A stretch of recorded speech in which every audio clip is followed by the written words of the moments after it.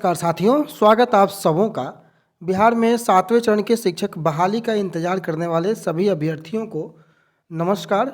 और काफ़ी दिनों के बाद एक बार फिर हम लोग बात करेंगे प्रारंभिक, माध्यमिक और उच्च माध्यमिक स्कूलों में 7वें चरण की बहाली को लेकर के जो गतिरोध कायम है और उनके बीच जो भी नई खबरें हैं। आज कोर्ट में, पटना हाई कोर्ट में 3 नवंबर भी है, इसलिए मैं यह वीडियो मुख्य रूप से बना रहा हूं।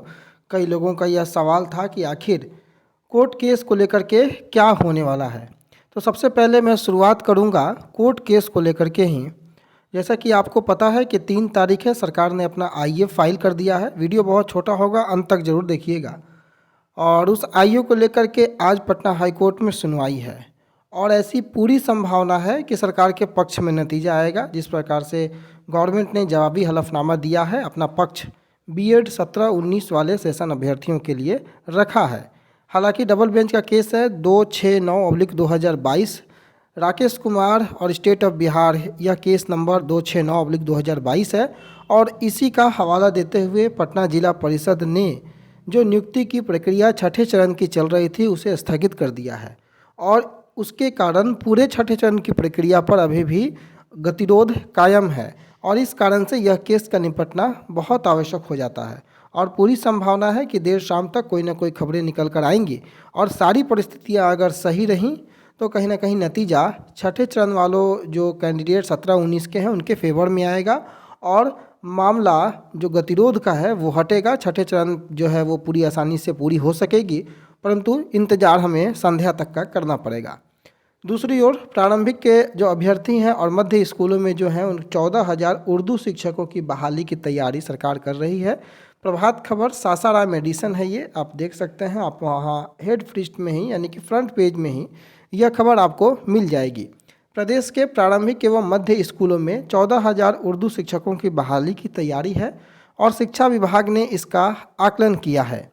हालांकि अंतिम निर्णय सरकार के स्तर से लिया जाना है। प्रदेश के प्रारंभिक स्कूलों में अभी 24,000 से अधिक शिक्षक पढ़ा रहे हैं। शिक्षा विभाग चाहता है कि अधिक से अधिक रिक्तियां निकाली जाए। जानकारों का कहना है कि हालिया जो प्रारंभिक और माध्यमिक शिक्षक नियोजन में उर्दू के अच्छे खासे पद जो थे वो खाली रह गए हैं, परंतु यह हाल केवल उर्दू विषय का नहीं है, बाकी सभी विषयों का, चाहे प्रारंभिक के हो, माध्यमिक के हो, उच्च माध्यमिक के हो, यही हाल है। इसकी वजह से उर्दू भाषा में अपेक्षित जो संख्या है सीटों की, टीईटी और एसटीईटी अभ्यर्थी नहीं है और इसी वजह से ये रिक्तियाँ रह जा रही हैं। और ये रिक्तियाँ कैसे भरी जाए, इस संदर्भ में जो उच्च स्तरीय विचार मंथन चल रहा है। हालांकि इससे पहले विभाग आकलन करा रहा है कि असल में सरकारी स्कूलों में उर्दू पढ़ने वाले विद्यार्थियों की संख्या कितनी है और 14,000 रिक्त पदों के हिसाब से प्रदेश के प्रारंभिक स्कूलों में 4,20,000 विद्यार्थी होने चाहिए।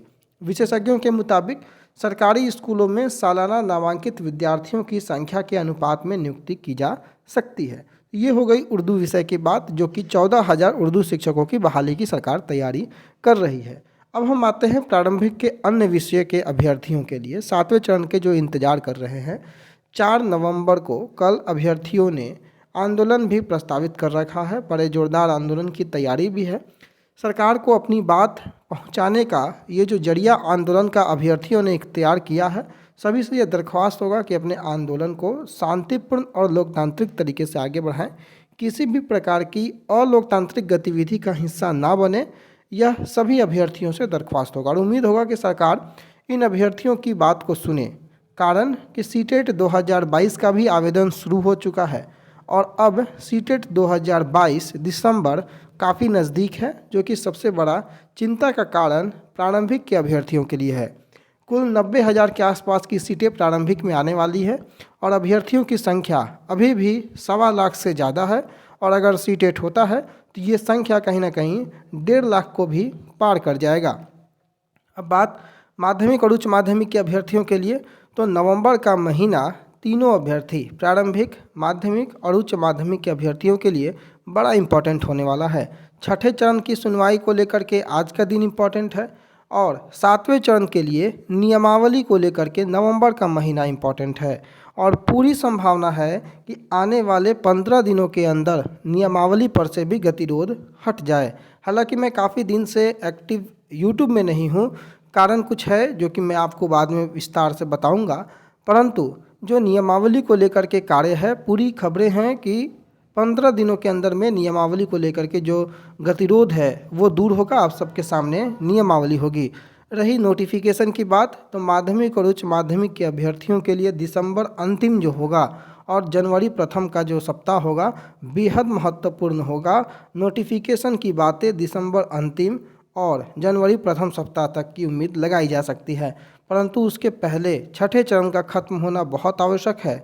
अभी एक और शेड्यूल छठे चरण को लेकर के निकलने वाला है, जो कि उम्मीद है कि आज की सुनवाई के बाद आने वाले एक हफ्ते में या अगले हफ्ते आप उम्मीद लगा सकते हैं कि एक शेड्यूल आपको देखने को मिलेगा जो कि छठे चरण को लेकर के होगा।